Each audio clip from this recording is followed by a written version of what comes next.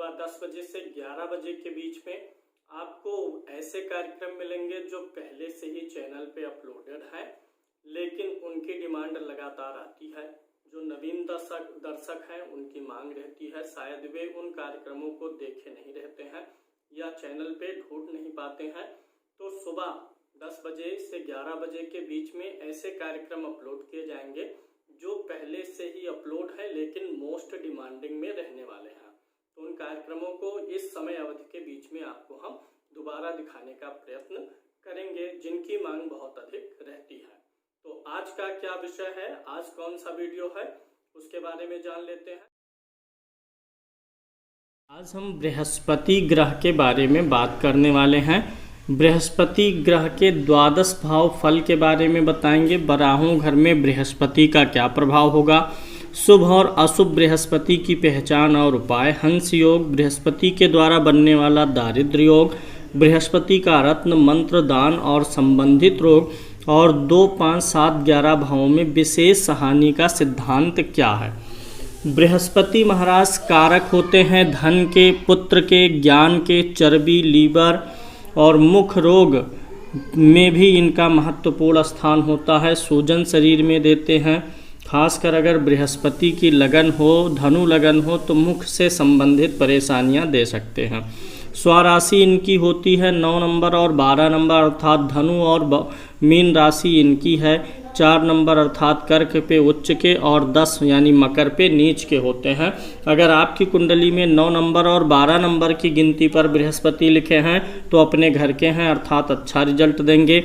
4 number की गिनती पर लिखे हैं तो अच्छा देंगे। 10 नंबर की गिनती पर हैं तो नीच हैं, शुभ फलों में कमी हो जाएगी और अशुभ फल बढ़ जाएंगे। बात करेंगे पहले इनके द्वादश भाव के फलों के बारे में। बृहस्पति महाराज किस घर में हो तो क्या रिजल्ट देंगे। बृहस्पति अगर लगन में हो, पहले घर में हो, ये पहला घर होता है, इसको आप मान लीजिए पहला घर, हमेशा ये पहला घर ही होता है। लग्न कुंडली में जो पहला चतुर्भुज होता है ये पहला घर, ये दूसरा घर, तीसरा, ये चौथा घर, 5वां घर, 6वां, 7वां, 8वां, 9वां, 10वां घर, 11 और 12। ये जो गिनतियाँ लिखा है मैंने ये घर मानिए, इसको दूसरा तीसरा, ये राशियाँ नहीं हैं। यहाँ पर राशि के बारे में बात नहीं करेंगे, साधारण स्थान फल के बारे में बात करेंगे। अगर बृहस्पति किसी की कुंडली में पहले घर में लिखे हुए हों, अगर बृहस्पति 10 नंबर की गिनती पर होगा तो अशुभ फल देगा। बृहस्पति का नीच भंग होना चाहिए, 10 नंबर की गिनती पर नीच के होते हैं। नीच भंग मैं आगे बताऊंगा। बृहस्पति अगर किसी की कुंडली में पहले घर में लिखे हों तो ऐसा व्यक्ति धार्मिक, आध्यात्मिक, धर्म कर्म जानने वाला, ज्योतिष जानने वाला, वेद पुराणों में रुचि रखने वाला होता है। ऐसा व्यक्ति दीर्घायु भी होता है। लगन में ही बृहस्पति महाराज हैं, किसी भी केंद्र में होंगे, पहले, चौथे, 7वें, 10वें में, तो आयु की वृद्धि करेंगे। और ऐसा व्यक्ति कार्यपरायण होता है, अर्थात अपने कार्यों को जिम्मेदारी से निभाता है, अपने कार्यों को जिम्मेदारी पूर्वक करना चाहता है। विद्वान होगा और ऐसा व्यक्ति अस्पष्ट वक्ता होगा, राजमान्य और धर्मात्मा होगा, जीवन में सुख साधन मिलेंगे। अगर दूसरे घर में बृहस्पति महाराज हैं तो क्या रिजल्ट देंगे। दूसरे घर में बृहस्पति का फल शुभ नहीं होता है, धन संबंधी परेशानियां दे देते हैं। पढ़ी हुई शिक्षा जीवन में उपयोग में नहीं आ पाती है। व्यक्ति पढ़ाई और करता है और उसका कार्य व्यवसाय किसी अन्य क्षेत्र में होता है। अभी इसके बारे में एक सिद्धांत मैं स्पष्ट करूंगा। दूसरे घर में अगर बृहस्पति है, यहाँ पर 5वें घर में हो, 1, 2, 3, 4, 5, 5वें घर में हो, 7वें घर में हो और 11वें घर में अगर बृहस्पति हो तो फल की हानि करता है। अगर बृहस्पति दूसरे में, 5वें में, 7वें में, 11वें में अकेला होगा तो उस घर के फल को नष्ट करेगा। बृहस्पति अकेला ना हो, उसके साथ कोई ग्रह हो, तब तो अच्छा रिजल्ट मिलेगा। बृहस्पति के जितने समीप कोई ग्रह होगा अंशों के हिसाब से उतना ही अच्छा फल होगा। दूसरे भाव में बृहस्पति धन की परेशानी, शिक्षा की परेशानी, पढ़ी हुई शिक्षा काम ना आए। 5वें में बृहस्पति अकेला होगा तो संतान की हानि करेगा, संतान नहीं होने देगा। एक कॉन्सेप्ट और यहाँ पर जानिए, दूसरे घर में 5वें 7वें और 11वें घर में बृहस्पति जितना बलवान होगा, अर्थात अगर उच्च का हो जाए, स्वराशि हो जाए, तो उतना ही ज़्यादा प्रॉब्लम क्रिएट करता है। अगर 5वें घर में बृहस्पति अकेला पड़ जाए और 4 नंबर की गिनती पर हो, अर्थात इन घरों में 5, 7, 10, 11 में बलवान बृहस्पति नुकसान देता है। 4 नंबर की गिनती पर पंचम में पड़ जाए तो पुत्र होगा ही नहीं, होगा तो विकलांग होगा। अगर यहाँ बृहस्पति के साथ कोई ग्रह हो, बृहस्पति नौमांस में नीच का हो, बृहस्पति 4 नंबर की गिनती पर हो लेकिन वक्री हो, तब तो संतान होगा। अर्थात बृहस्पति कमजोर होगा इन घरों में तो ही अच्छा लाभ देता है। यहाँ बृहस्पति अकेला हो और वो भी बलवान राशियों में हो तो लाभ नहीं देता है। कारक ग्रह कारक भाव के फल को नष्ट करते हैं, ये सिद्धांत लागू हो जाता है।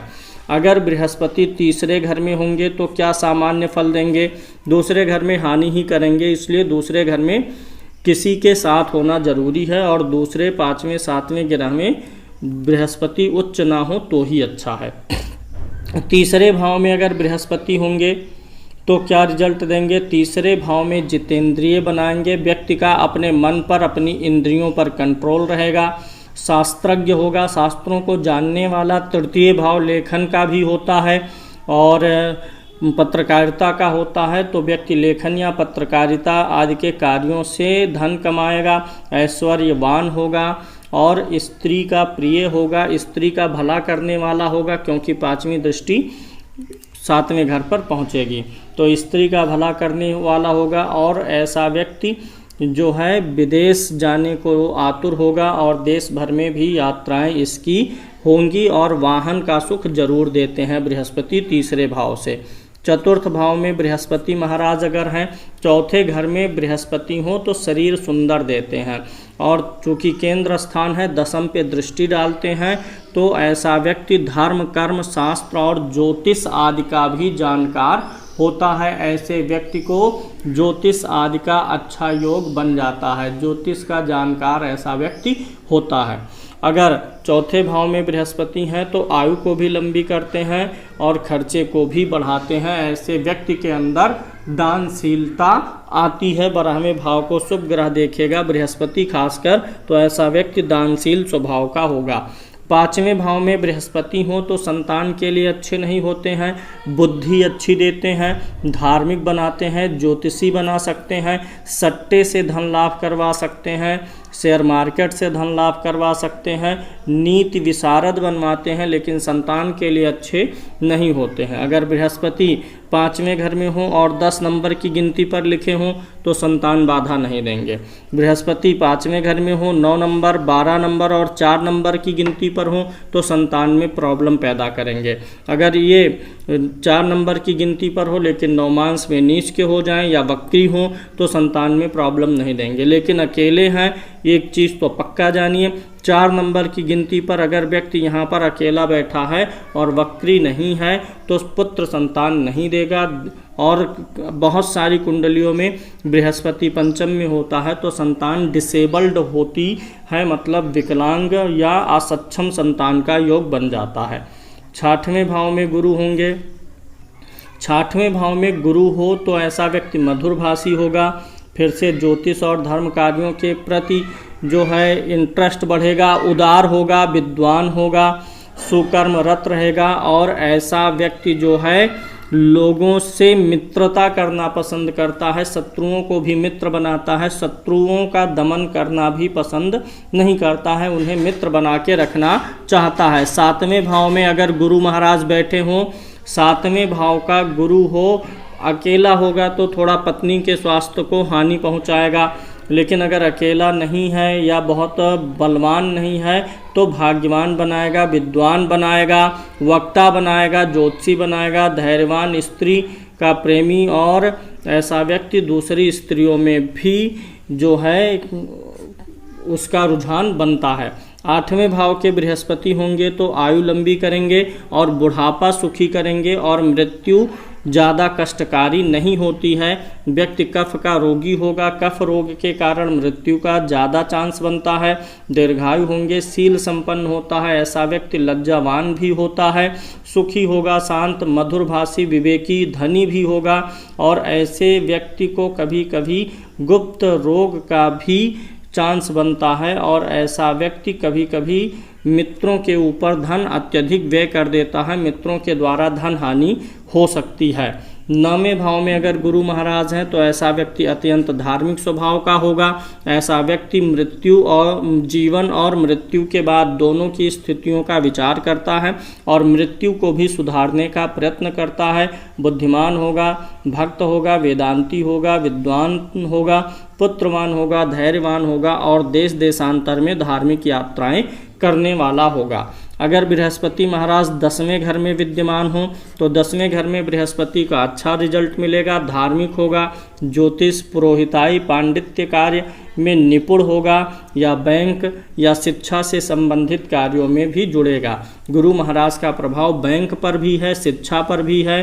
कुछ भी ट्रेनिंग पर्पस, पढ़ाना लिखाना, ज्योतिष, धर्म, कर्म, ये सारे कार्य बृहस्पति के कार्य क्षेत्र में आते हैं। तो 10वें भाव का बृहस्पति 4थे भाव को देखता है तो घर और वाहन का भी उत्तम सुख प्रदान करते हैं। धन भाव को देखते हैं, बैंक बैलेंस बढ़िया बनवाते हैं। रोग भाव को देखते हैं तो रोगों में भी वृद्धि करते रहते हैं। 11वें भाव में अगर गुरु हैं, 11वें भाव का गुरु 3रे भाव पर दृष्टि डालेगा, संतान भाव पर और पत्नी भाव पर, तो ऐसे व्यक्ति के यात्राएं सुखद होती हैं, पुत्र संतान अच्छी होती है और पत्नी के साथ रिश्ते अच्छे चलते हैं। अगर 7वें भाव का स्वामी अधिक खराब ना हुआ तो सामान्यतः दैनिक आमदनी जो होती है या मंथली इनकम वह बहुत अच्छी बृहस्पति महाराज देते हैं। 11वें भाव में हो करके अच्छा व्यवसाय भी बनाते हैं, 11वें भाव में हो करके संतोषी बनाते हैं, लेकिन संतान अधिक नहीं देते हैं। विद्वान बहु स्त्री युक्त भी करते हैं, एक से अधिक स्त्रियों में व्यक्ति का रुझान हो जाता है। 12वें भाव में अगर बृहस्पति होंगे तो ऐसे व्यक्ति के पास पैसा थोड़ा कम टिकेगा। ऐसा व्यक्ति ज्ञानी होगा, ऐसा व्यक्ति दानी भी होगा, ज्ञानी दानी दोनों होगा और ऐसा व्यक्ति यात्रा में विश्वास करने वाला होगा और स्वभाव में थोड़ा आलसीपन भी बृहस्पति महाराज 12वें भाव में लाते हैं। ये तो बृहस्पति का सामान्य फलादेश हो गया कि किस भाव में बृहस्पति महाराज कैसा रिजल्ट देने वाले हैं। अब थोड़ा कॉमन बात कर लेते हैं। अगर आपकी कुंडली में ये जो पहला घर है यहाँ पर 9 नंबर या 12 नंबर की गिनती लिखी हुई है, 5वां घर जो है यहाँ पर 9 नंबर या 12 नंबर की गिनती हो या 9वें घर में 9 नंबर या 12 नंबर की गिनती हो तो आपको बृहस्पति का रत्न पहनना चाहिए। पुखराज बृहस्पति का स्टोन होता है तो आप पुखराज पहन सकते हैं। जो पुखराज नहीं पहन सकते वो उपरत्न सुनहला पहन लें, सुनहला पहना जा सकता है बृहस्पति का उपरत्न। अगर आपकी कुंडली में बृहस्पति की राशि 9, 12 6वें घर में पड़ रही हो, 8वें घर में पड़ती हो, 12वें घर में पड़ती हो तो बृहस्पति के लिए पीली वस्तुओं का दान करना चाहिए। पीली वस्तु जैसे हल्दी हो गया, दाल हो गई, पीले वस्त्र हो गए, केला हो गया फलों में, तो इन पीले वस्तुओं का दान करना चाहिए। अगर बृहस्पति 6वें, 8वें, 12वें का स्वामी है आपकी कुंडली में और उसकी महादशा चल रही हो तो दान करिए। बृहस्पति लगन 5म, 9म का स्वामी हो और महादशा चल रही हो तो उनका स्टोन पहन लीजिए। बृहस्पति अगर ज़्यादा शुभ करना चाहते हैं, अगर बृहस्पति की महादशा है, बृहस्पति से संबंधित चीज़ों में कमी नज़र आती है तो आपको बृहस्पति का मंत्र ओम ब्रीम बृहस्पतये नमः का जप करना चाहिए। ओम ब्रीम बृहस्पतये नमः का जप आप करिए। अगर आप आर्थिक रूप से बहुत परेशान हैं, कर्ज लदा हुआ है आपके ऊपर, बहुत ही परेशान है, तो आप, क्योंकि धन के कारक ग्रह बृहस्पति हैं और कर्ज तभी मुक्ति मिलता है जब धन आता है, तो ओम ब्रीम बृहस्पतये नमः का आप 84,000 मंत्र जप करके इसी मंत्र से हवन कर दीजिए, संकल्प लेकर के कि मैं फला कर्ज मुक्ति के लिए ओम ब्रीम बृहस्पतये नमः मंत्र का 84,000 जप इतने दिन में करूँगा। अगली चीज़ बता दें, जिसकी भी कुंडली में बृहस्पति 10 नंबर की गिनती पर लिखे होते हैं, अगर आपकी कुंडली में 10 नंबर की गिनती पर बृहस्पति लिखे हैं और वक्री नहीं है तो ऐसे व्यक्ति को धन संबंधी परेशानी अवश्य होनी है।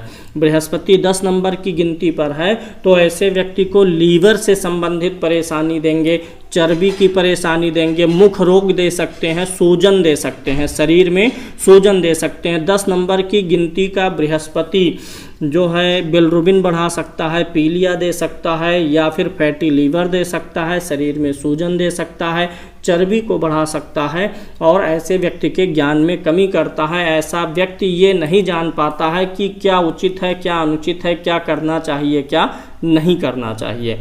तो अगर 10 नंबर की गिनती में बृहस्पति है तो बृहस्पति की वस्तुओं का, पीली वस्तुओं का दान और बृहस्पति का जप भी करना चाहिए। अगर बृहस्पति आपका 9, 12, 4 नंबर की गिनती पर है तो शुभ है। बृहस्पति 10 नंबर की गिनती पर है तो अशुभ है। बृहस्पति 6, 8, 12 का स्वामी है तो अशुभ है। अगर बृहस्पति 9 नंबर, 12 नंबर और 4 नंबर की गिनती पर, 9 नंबर, 12 नंबर और 4 नंबर की गिनती पर होके पहले घर में, चौथे घर में, 7वें घर में या 10वें घर में अर्थात केंद्र में हो तो हंस नामक महापुरुष योग बनता है। ऐसा व्यक्ति यश, कीर्ति और प्रसिद्धि अवश्य पाता है। बृहस्पति से संबंधित रोगों को मैंने बता दिया। अगर आपको इनमें से कोई संबंधित रोग है तो बृहस्पति की वस्तुओं का दान और बृहस्पति के मंत्रों का जप आपको कराना चाहिए। ये बृहस्पति के सामान्य फलादेश हुए। कार्यक्रम को लाइक करिए, शेयर कर दीजिए और सब्सक्राइब करिए। आज के लिए इतना ही। जय श्री कृष्ण।